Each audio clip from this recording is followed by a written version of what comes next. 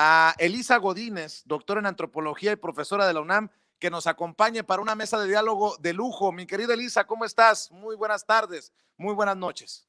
Hola Vicente, mucho gusto de estar contigo y con tu audiencia. Gracias, querida Elisa. Y hoy el maestro, el más importante flautista de nuestro país, el maestro Horacio Franco. Te saludo con mucho gusto, Horacio. Muy buenas tardes, muy buenas noches. Querido y admirado Vicente, muy buenas noches. Un saludo a todo el auditorio y a esta maestra maravillosa con quien comparto y tengo el honor de compartir esta mesa. Muchas gracias por estar aquí y por invitarme. Claro que sí. A ver, Elisa, Horacio, hablemos de estas cosas de las que hablaba Epigmenio Ibarra y de lo que hemos estado insistiendo en medios independientes, que es esta consulta popular para enjuiciar a los actores políticos del pasado, iniciando por los expresidentes. Elisa, ¿cómo ves un INE que dice que no tiene dinero para poner todas las casillas? Medios de comunicación tradicionales que ni siquiera toman en cuenta el relanzamiento de la campaña rumbo al 1 de agosto. ¿Cómo entiendes este proceso rumbo a la consulta popular? Mira, Vicente, yo lo que puedo decirte es que me parece que esta experiencia de la consulta por el juicio a los expresidentes está siendo, digamos, una continuación, tal vez no directa, pero un poquito fragmentada y lo que sea, pero sí es como una idea continua de lo que para nosotros, desde la oposición, antes de que, digamos, ganara López Obrador, e incluso ya en el poder, ha sido enfrentarnos con los poderes fácticos de este país. O sea, leo que estos obstáculos que se le están poniendo a la consulta por parte del Instituto Nacional Electoral, de, digamos, aducir que no tienen dinero, que están muy gastados después de las elecciones y pues por lo tanto haciendo, digamos, una especie de vacío a esto que fue pues un clamor y una demanda que no es ni de ayer ni es solamente impulsada, digamos, por la plataforma de López Obrador en su momento cuando fue candidato y más adelante, sino que esto es parte de una pues clamor popular y de una demanda ciudadana muy amplia por lograr mover las estructuras tan anquilosadas de, yo no diría justicia, sino de injusticia en este país.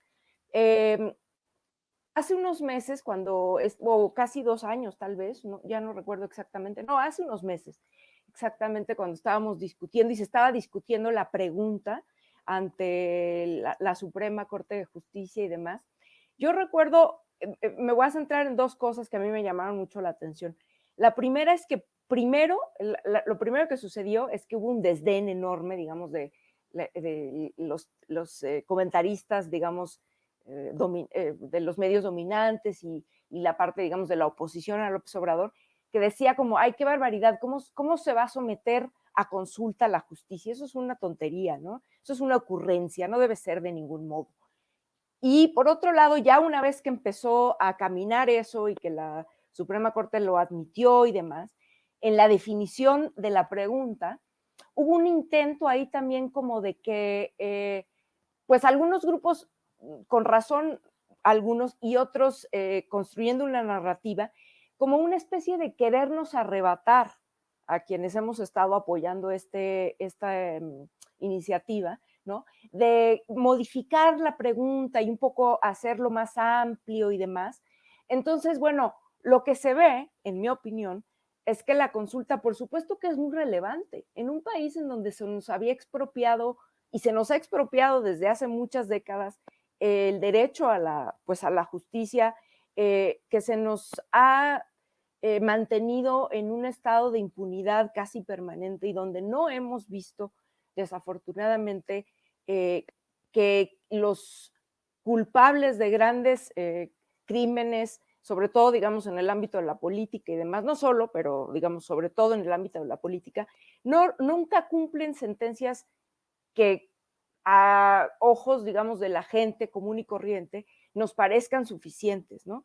Pues están un ratito en la cárcel, están así y asado, y siempre salen y siempre hay una percepción pues de que no hay justicia. Entonces tenemos que impulsar esta consulta a pesar de los pesares, a pesar de que pues a mí me recuerda mucho pues todos los años que hemos estado que estuvimos del lado de la oposición y que impulsamos muchas cosas sin dinero, sin presupuesto, con los medios hegemónicos en contra y demás.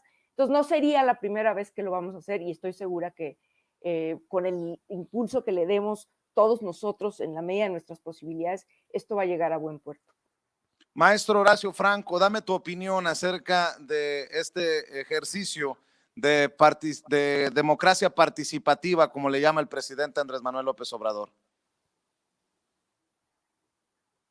Históricos, otros países donde paradójicamente, ¿no? Irónicamente, como en Guatemala, en Perú, etcétera, etcétera, se ha puesto en la cárcel a expresidentes, ¿no? O sea, nos lleva a la delantera, nos lleva a la gran ventaja de haberlo hecho ya.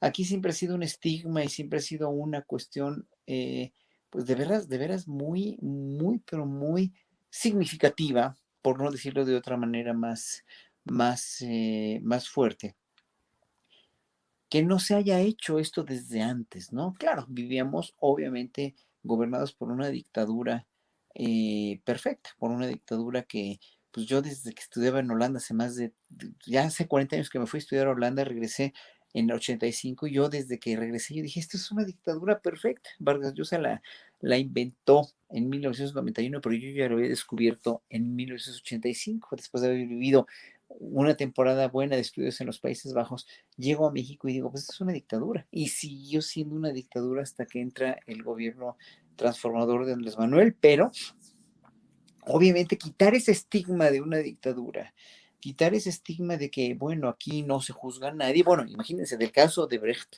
¿Cuántos no castigaron antes en otros países, no? ¿Cuántos presidentes, cuántos funcionarios no cayeron en otros países de Latinoamérica más atrasados, aparentemente, con menos historial, dijéramos, brillante que tenía México en negocios, en cuestión de tradiciones, de cultura, de lo que ustedes quieran? ¿Por qué nunca se castigó a nadie así, no? O sea, ya el pueblo estamos ya ávidos de esta justicia, ¿no? Entonces, el hecho de que se haya puesto a votación, o sea, se haya hecho una consulta, el hecho también de que se haya atemperado tanto de una manera tan fina y tan, pues para no herir la susceptibilidad de nuestros pobres expresidentes, ¿verdad? Por la Suprema Corte, pues o sea, ahora sí que, pues no digamos presidentes, mejor dijéramos, pues ya no gobernadores, ni presidentes, no, pues funcionarios públicos, ¿no? O sea, ¿creen ustedes que sea meritorio que se imparta justicia? Pues claro que queremos que sea meritorio aquí en China, o sea, sí, o sea, lo quiso temperar en un momento dado el presidente, o lo quiso hacer así, precisamente porque él no quiere vivir en el conflicto, él no quiere decir que está también ávido de justicia, porque él es un político absolutamente con un colmillo y con una manera de vislumbrar su imagen y de dejar su imagen ya muy asentada, ya per se muy próvida, muy sólida, no necesita decir que sí o que no, finalmente. Pero pues obviamente nosotros sí necesitamos y sí queremos decir que sí, ¿no? Obviamente pues que se les juzgue, o sea, si tienen algo porque los que se les juzgue, que se les juzgue. Y claro, obviamente pues tienen mucha cola que les pisen todos los gobernantes, o la mayoría de los gobernantes, y la mayoría de los que fueron sus secretarios, y la mayoría de los que fueron sus funcionarios, ¿no? Déjenme poner sobre la mesa también este silencio de los medios de comunicación en el caso